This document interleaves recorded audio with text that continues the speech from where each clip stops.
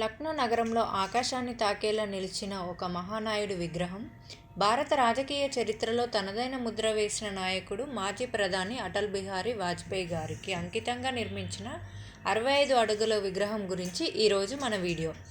ఈ విగ్రహం కేవలం ఒక శిల్పం కాదు, ఇది ఒక యుగానికి గుర్తు.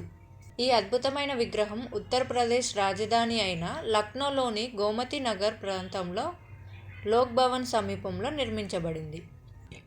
ఈ విగ్రహం మొత్తం 65 అడుగుల ఎత్తుతో అటల్జీ నిలబడి ప్రజలను ఉద్దేశించి ప్రసంగిస్తున్నట్లు ఈ విగ్రహం డిజైన్ చేశారు. వాజ్పేయి గారి ఆత్మవిశ్వాసం, నాయకత్వం, దేశంపై ప్రేమ ఈ విగ్రహంలో స్పష్టంగా కనిపిస్తాయి. అటల్ బిహారీ వాజ్పేయి గారు భారతదేశానికి 3 సార్లు ప్రధానిగా పనిచేశారు. ఆయన కేవలం రాజకీయ నాయకుడు మాత్రమే కాదు, ఒక గొప్ప కవి, వక్త మరియు రాజనీతిజ్ఞుడు. పార్టీలకు అతీతంగా గౌరవం పొందిన వ్యక్తి. విపక్షాలు కూడా ఈయన మాటలకు గౌరవం ఇచ్చేవి.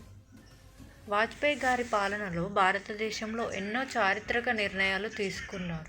ఈ విగ్రహం యొక్క ఎత్తు తన విశాల దృక్పథానికి ప్రతీకగా, ఆయన ఆలోచనలు దేశ రాజకీయాలకు ఎంత ఎత్తులో ఉన్నాయో చూపించడానికి. వీడియో మీకు నచ్చినట్లయితే లైక్ చేయండి, షేర్ చేయండి, సబ్స్క్రైబ్ చేయండి.